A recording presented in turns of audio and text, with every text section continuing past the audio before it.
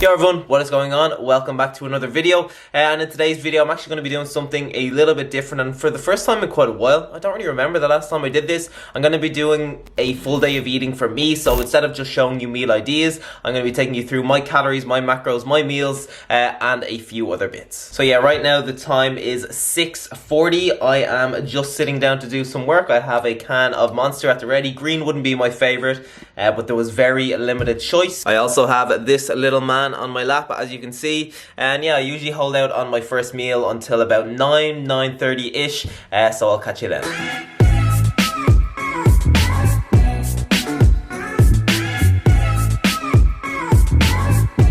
Okay, so that morning block of work is complete. It is about 9:45, so running a little bit late, but I always feel quite good after that first few hours of work, just because I can get so much done in the morning. There's so little distractions, there's not much to take me away from my work. So yeah, feeling good, feeling productive, but now it is time for some breakfast. I'm always quite hungry when it gets to this time, and this meal is an absolute staple in my diet. I have it pretty much every single day. Let me see if you can guess it, right? Say it out loud in 3, 2, 1, protein porridge. If you got that right, I respect that. But yeah, let's make this, and then I will take you through my current calories and macros. All right, so I'm using 50 grams of porridge oats. I'm gonna add about 200 ml of water, and then I'm gonna put it in the microwave until the oats begin to rise. It usually takes about 2-ish minutes or so. It's important that you keep an eye on it so it doesn't overflow. And as you can see, I have stocked up on my powdered peanut butter recently. And as that is cooking away, I'm gonna add 15 grams of powdered peanut butter to this glass. Mix it with some water. This is the kind of consistency that I like. All right, so I put my peanut butter to one side because my oats are ready to go, looking nice and fluffy. I'm gonna add 35 grams of chocolate brownie batter flavor whey protein into the porridge. I'm gonna mix it all up, and then I'm gonna top it with 15 grams of mini marshmallows and plop my peanut butter in the middle. Then I'm just gonna pop it back in the microwave for like 10 or 15 seconds or so, just to give the marshmallows a chance to melt.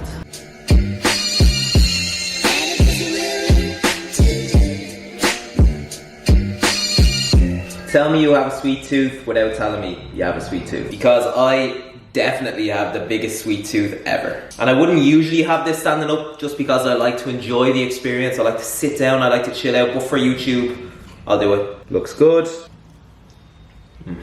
Tastes even better. Yeah, this has been a staple in my diet for as long as I can remember at this stage. I don't even remember the last time. When was the first time I ever had this? That's what I want to know. But yeah, I don't plan on changing it anytime soon, just because it's so good. Okay, so let's talk calories and macros. And right now, I'm currently consuming, on average, about 2,800 calories per day. So it's usually something like 2,700 to 2,800 calories during the week, and then I increase it on the weekends, and I usually consume something around 2,900 to 3,000 calories. And with that, I am in a very slight calorie surplus, so I do gain weight on a monthly basis. It's usually somewhere around 0.5 kg per month, sometimes even less, and I'm actually really happy with this slow rate of weight gain, because number one, it just means that I can remain lean whilst building muscle, and number two, it just means that I can stay in a calorie surplus the vast majority of the time, because I'm accumulating very little fat in the process. So it usually takes months and months and months for me to accumulate enough fat to be like, okay, now I need to cut down a little bit. So yeah, that's the way I like to go about setting up my nutrition at the moment. I think it's a good blend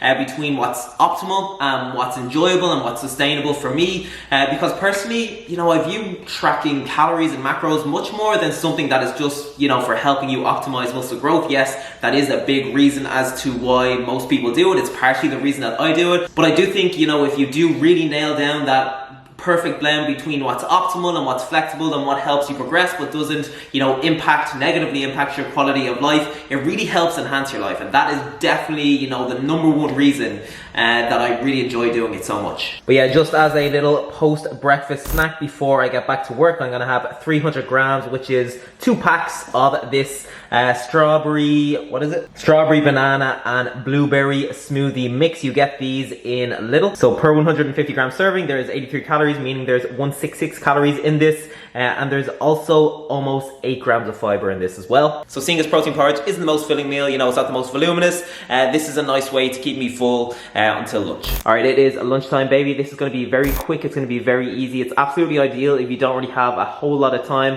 to prepare something in the afternoons. Let's actually do one of those transitions. Haven't done one in about 12 years. So 3, 2, 1, and boom. So we have a full family salad bowl from Lidl, 360 grams of salad. I think the whole thing contains less than 80 calories, which is really good. We have a full pack, which is 130 grams of this black pepper beef pastrami from Lidl. This is actually a cheeky lean protein source. I think there's 170 calories and 30 grams of protein per pack, which is good. As the sauces, we have 50 grams of lighter than light mayo and 30 grams of this Nando's peri sauce. This one is quite calorie friendly, but there are actually some Nando's sauces that are not as calorie friendly. I think the hot one has significantly more calories than this one, so just look out for that.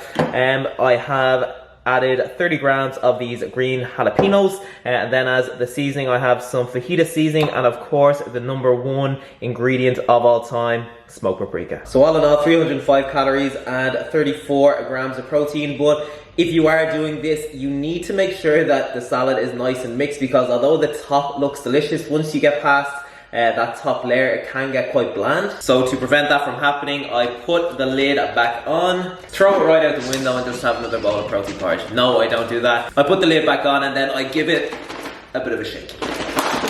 And this is the end result. Oh, and if you're not a fan of pastrami, you could just use any meat. So, for example, I have this sage and onion chicken breast that you also get in Lidl. You can get ginger, chili, and lime. I think you can get a few other flavors as well. And I have this Cajun shaved ham one. They're all roughly around the same calories and protein, so it's nice to mix it up. And this is probably my biggest meal of the day in terms of volume. Like 360 grams of veg is quite a lot of veg. It keeps you full for a decent amount of time.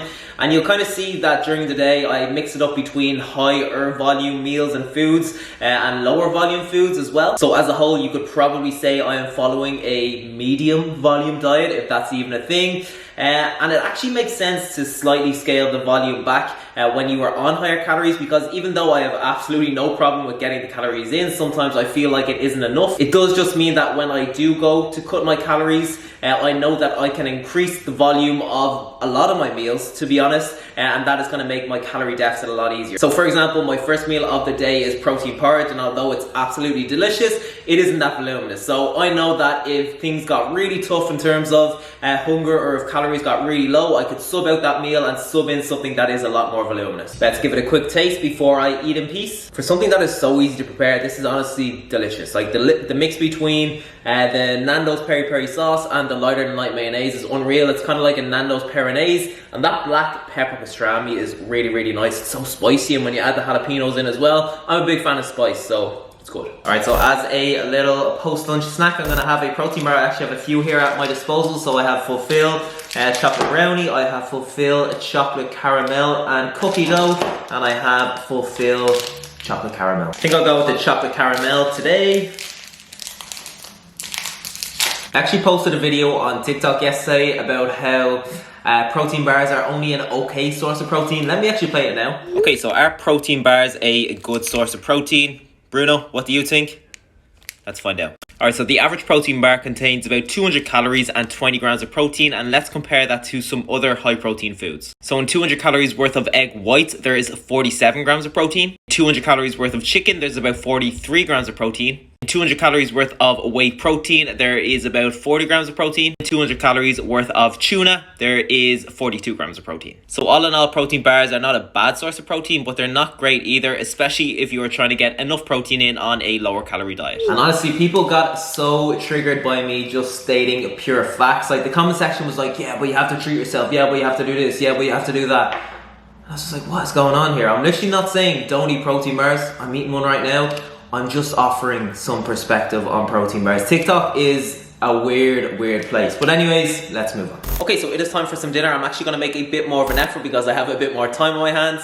But I'm going to be making some bacon cheesy loaded fries straight from the J. Clark Fitness Nutrition Hub. So in the hub, these have 479 calories and 49 grams of protein. But seeing as I have a little bit more calories to play around with, I'm going to increase the portion sizes and increase the calories of the meal. All right, so the chips are cooking away in the air fryer. I am using 300 grams, which is a nice big portion. There is about 10 minutes left. And I have half an onion, I have 150 grams of mushrooms, and I have 180 grams of bacon medallions chopped up into little pieces ready to go in the pan. And I'm going to season with some sea salt, some garlic, a few hot chili flakes, and some SP. If you know, you know. I think Bruno smells something good. Do you, Bruno? And now that everything is pretty much good to go, I'm gonna add 30 grams of jalapenos into the mix. And I'm going to add 30 grams of 30% less fat cheese to the top.